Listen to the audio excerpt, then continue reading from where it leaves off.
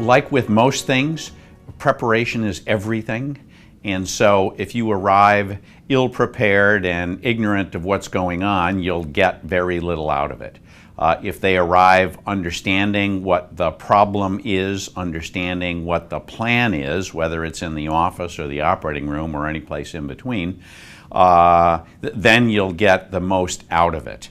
These days, it's easily possible to find many videos available on the web for all kinds of things, so the prep ahead of time will make you a good observer rather than a naive observer. Again, information is ubiquitous, and so if someone hasn't read up on gallstones and is coming in to watch a cholecystectomy, I get the sense that they're apparently not that interested.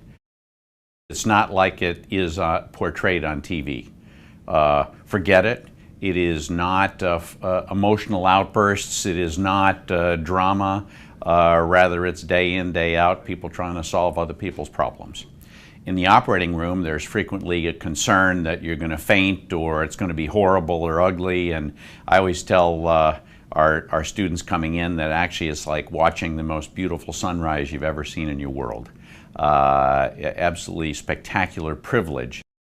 I think that's something that we really need to focus and emphasize to our trainees, is that it is a remarkable privilege to watch healthcare happening, and so it needs to be treated as such. The patients are generous in their exposing themselves and their medical problems to observers, and that always needs to be remembered.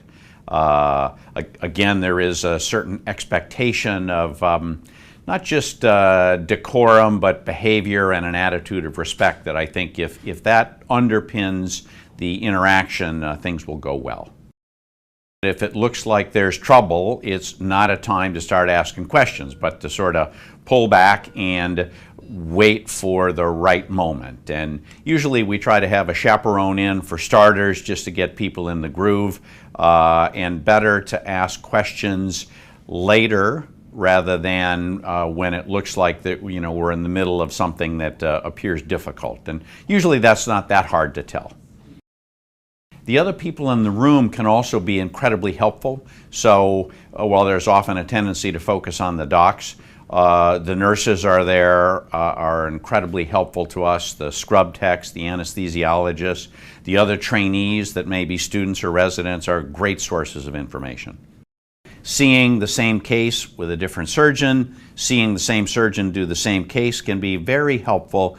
Sometimes the insight, because you don't really know what you're looking at, is missed. Ride in the back of an ambulance, spend a Saturday night in the emergency room, go to labor and delivery, watch how the attendants park the cars.